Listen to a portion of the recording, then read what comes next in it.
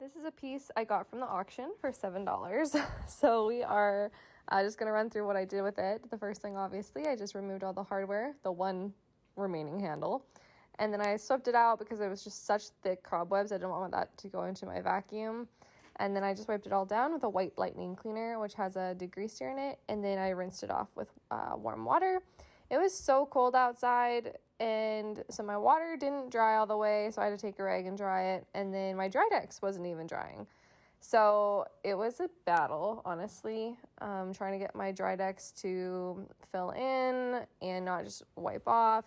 I ended up moving the dresser inside, but the top of it was so damaged, and I just felt like I wasn't getting a smooth finish.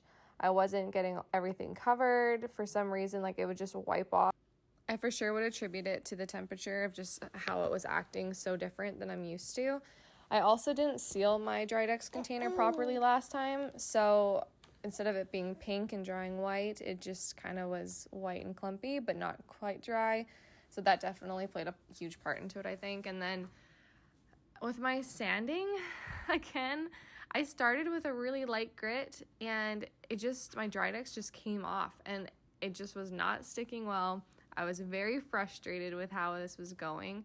And so I tried a few different times to Drydex and then do an even lighter grit and then not use my sander and hand sand it and everything. And I just was not happy. It wasn't getting smooth.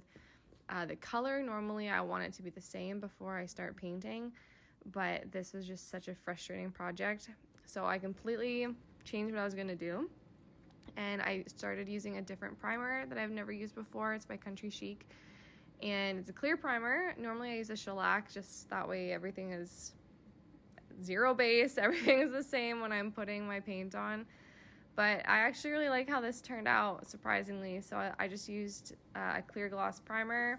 This is what it looked like after my sanding, my Drydex, everything in the primer. So as you can see, very not the same. Lots of issue. So this is kind of an experiment for me.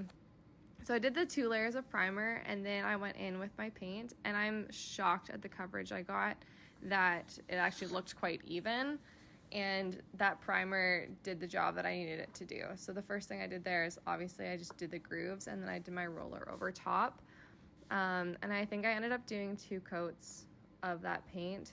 So I did the drawers first, and then I was really nervous about the top of the dresser, so I probably did more than I needed, but I'll be honest, I was working with not even half a can of paint, so I was very scared that all of my paint would just go to waste. But this is what it looked like with the first coverage. So you can still kind of see the staining that's pulling through, which, like, for a first coat, I was really impressed, but I felt like I didn't want to risk it because I only had a little bit of paint left. So I went in with a Boss, which is a Dixie Belle product. It's a stain blocker, odor blocker, that kind of thing. And so I just went in, I didn't work it down too much, left it on how it went on, and prayed that none of my stains would show up. So that's what it looked like going on wet.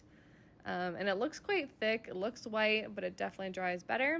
And then I just did a quick sand and wipe to get it all smooth, and then this would be my second coat of paint. And I love the coverage. It worked so well. No stains you could see going through. The sides were already in decent condition, so I wasn't too worried about it. But the top, I'm so happy with the result from that primer, and then also the Boss, the stain blocker. And these are the drawers after that second coat of paint. I didn't use any Boss on the drawers because I felt like the coverage was going to be good enough, and thankfully it was. And then that's my dresser drying. You can't see any of those stains that you saw in the previous video of it, and I'm really pleased. And then I just went over with a polyacrylic top coat.